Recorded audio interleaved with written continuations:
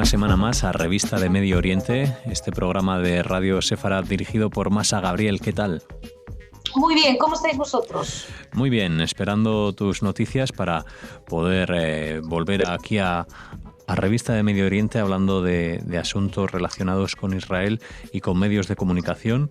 Y en la edición de hoy vamos a hablar de Ahed Tamimi, de la ocupación, y vamos a hablar en general de esa doble vara de medir que se utiliza muchas veces en los medios, de la que ya hemos hablado en otras ocasiones y que hoy volvemos a traer aquí a Revista.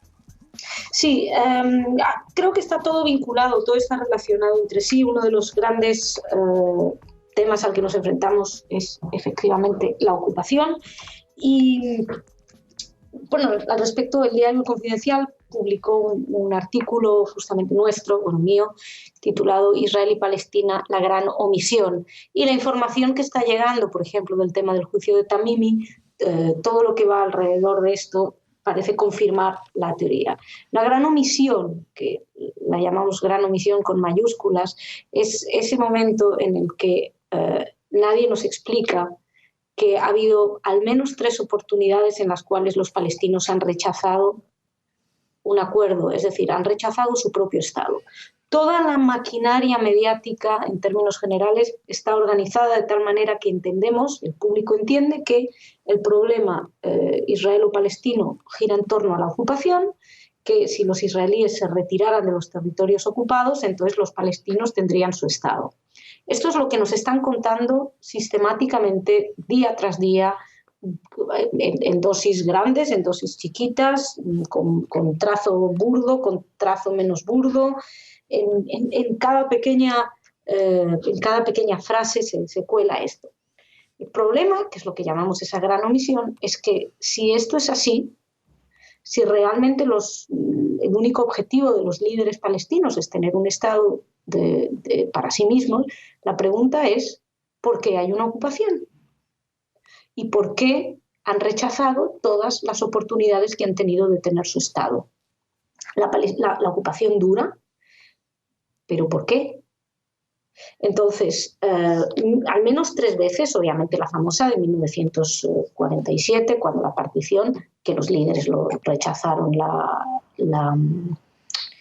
creación de un Estado palestino también, porque al rechazar el israelí estaban rechazando el palestino, y que lanzaron una guerra contra el Estado de Israel, una guerra que, según explicó el propio secretario general de la Liga Árabe, sería una guerra de exterminio y una masacre trascendental. No olvidemos cuál es la amenaza a la que se enfrentan los israelíes. No estamos hablando de gente que dice queremos recuperar un poquito de territorio o queremos que nos den un poquito de territorio. No, estamos hablando de exterminio y de masacre trascendental, y estamos hablando ya desde el año 1948.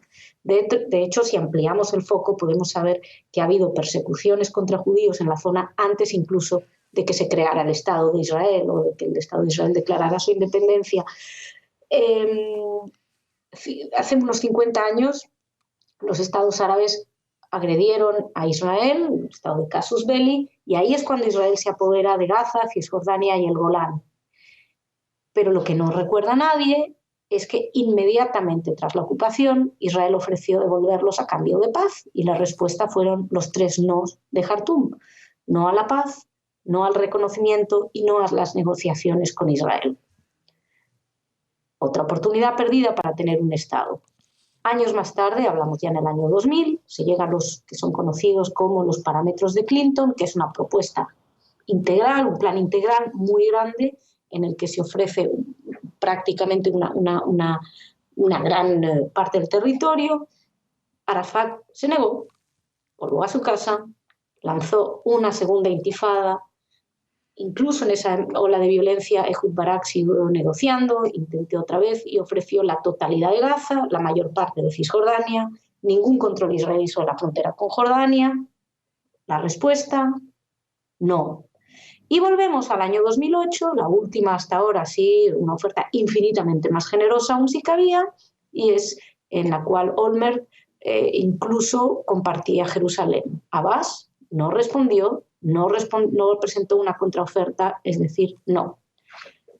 Entonces, si todo es que quieren un Estado, ¿por qué siempre se rechaza este Estado? Y aquí es donde digo que la información respecto a Israel y Oriente Medio es sistemáticamente, presenta una sistemática doble vara de medir. Primero porque se omiten cuestiones históricas que son claves para entender la situación. Segundo, porque se omite completamente la amenaza a la que se enfrentan los israelíes.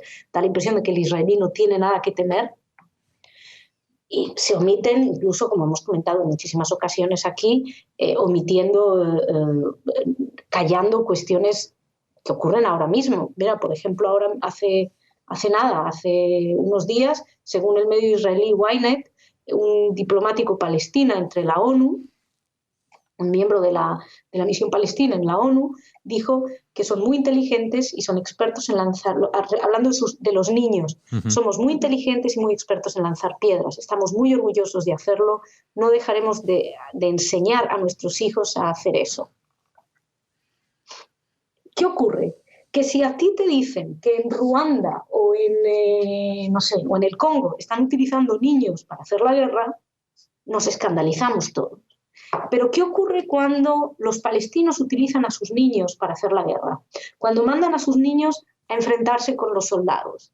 Entonces ocurre que un montón de medios aplauden eso, les parece hermoso. Y ahí tenemos el caso de Ahed Tamimi, a la que están juzgando mientras nosotros hablamos. Ahed Tamimi, que se ha convertido en esa especie de ídolo, dicen de los palestinos, yo creo que es ídolo casi de los medios. Es fascinante el tratamiento que le hacen. Insisto, pongamos esto en términos de en otro país. Imagínatelo no con Israel, imaginémoslo en otro lugar. Si yo llego y yo reivindico algo político, y entonces como quiero algo político voy y le digo a mis hijos que vayan a enfrentarse con policías, con militares. Bueno, pues en El País, por ejemplo, hoy leíamos sobre la cabeza salida de un lienzo de Botticelli, de esa niña. Por cierto, El País, que decía que se enfrentaba a un consejo de guerra, lo que es ya es una de las cosas más absurdas. No se enfrenta a un consejo de guerra. Otra cosa es que el tribunal sea militar. El tribunal es militar porque estamos hablando porque no está anexionada esa zona, en fin. Es algo mucho más complejo. Pero no es un consejo de guerra. Lo que pasa es que tenemos una tendencia de que todo lo que viene del lado palestino, o los medios tienen una tendencia de que todo lo que viene del lado palestino se endulza. Pero estamos hablando de empleo de niños en conflictos armados. Otra cosa interesante, hablando de Tamimi. Supongamos que un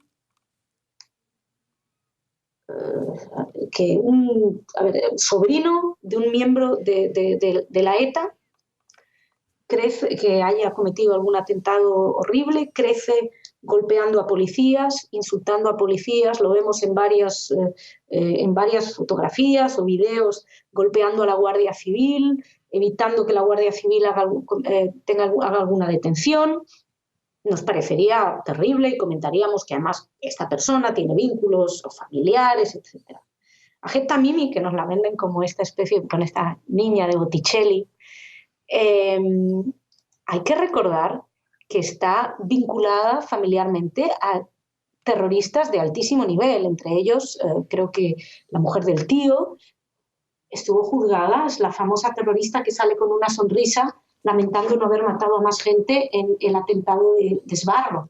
Fue quien llevó al terrorista que se asesinó, que se explotó en Sbarro, la pizzería.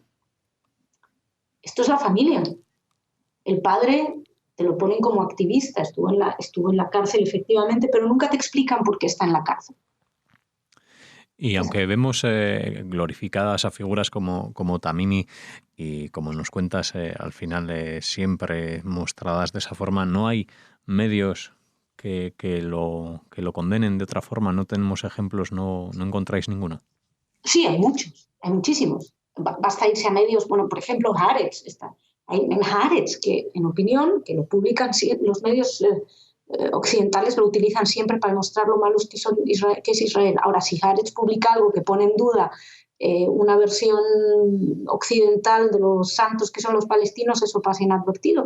Hay muchos medios que se han hecho, por ejemplo, hay Petra Bigman, que hizo un estudio sobre la familia que explica quién es, explica que es una familia que está luchando para destrozar Israel y que tienen odio a los judíos, enseñan algunas de las cosas que ponen en redes sociales. Es decir, hay una incitación objetiva al odio, al asesinato, a la violencia contra los israelíes y contra los judíos.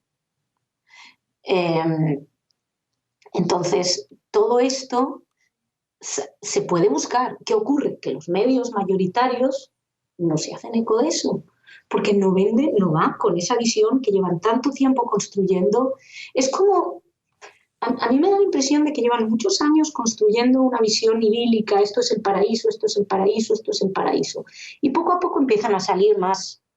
O sea, el paraíso obviamente no, son gente que sufre mucho porque estamos hablando de una visión victimista de los palestinos, pero bueno, te están construyendo una visión idílica de los palestinos.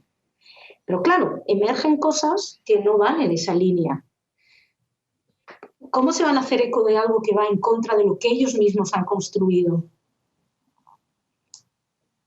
¿Cómo van a ellos mismos lanzarse piedras contra su propio terreno? Ya han convencido al público quiénes son los malos.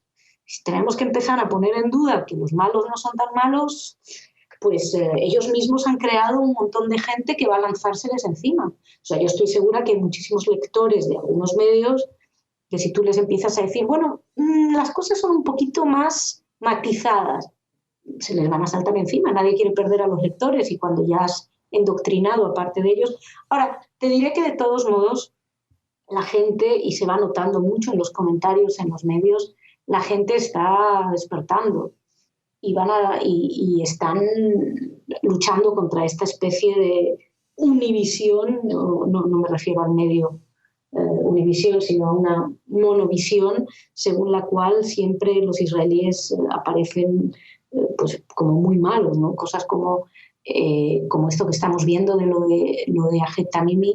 A mí me da la impresión de que hay muchísima gente que obviamente cuando ves a un niño que sufre o que crees que sufre, dices, ay, pobrecito. Pero sí, pero es que este niño, hablamos de una chiquita de 17 años, es una persona que está llamando a la violencia, está vinculada a núcleos de violencia, pero, y sobre todo, insisto, estamos empleando a niños en un conflicto armado, pero salvo en los otros casos está mal, salvo en el palestino.